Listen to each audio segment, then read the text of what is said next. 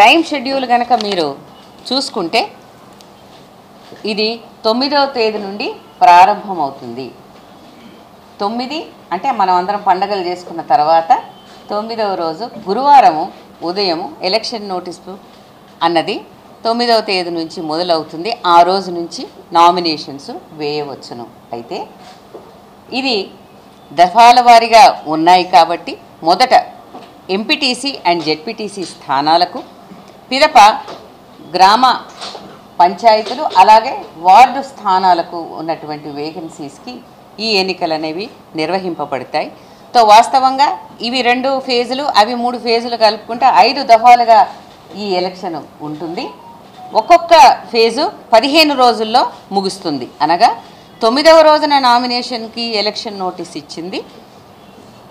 మీకు date of poll 23గా చూడవచ్చును. అదేవిధంగా 13వ తేదీ సెకండ్ ఫేజ్ జెడ్పీటీసీ ఎంపీటీసీలకు ఏదైతే ఉందో వాటికి డేట్ ఆఫ్ పోల్ 27గా చూసుకోవచ్చును. గ్రామ పంచాయతీలకు వచ్చేస్తే ఫస్ట్ ఫేజు 17th ఫ్రైడే రోజున మొదలు పెడితే వారికి డేట్ ఆఫ్ పోలు 31వ తేదీ, అదే రోజున మీకు అందరికీ తెలుసు రిజల్ట్స్ కూడా డిక్లేర్ అవుతాయి. మరి సెకండ్ ఫేజ్లో 21వ తేదీకి నామినేషన్స్ మొదలవుతే 4వ తేదీకి మరి డేట్ ఆఫ్ పోలు, అదేవిధంగా వాటికి సంబంధించిన రిజల్ట్స్ కూడా అదే రోజున అవుతాయి.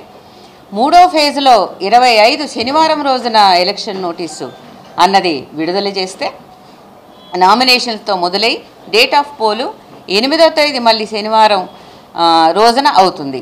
ఇవన్నీ ముగిసిన పిదప 11వ తేదీన ఎంపీటీసీ అండ్ జెడ్పీటీసీ కౌంటింగ్ అనేది ముగుస్తుంది. కాబట్టి దీన్ని బట్టి ఈ 5 దఫాలని 9వ తేదీ అక్టోబర్న మొదలుపెట్టి 11వ తేదీ నవంబర్కి ఇవి ముగియడం అన్నది ఈ యొక్క టైం షెడ్యూల్లో మీరు చూడవచ్చును.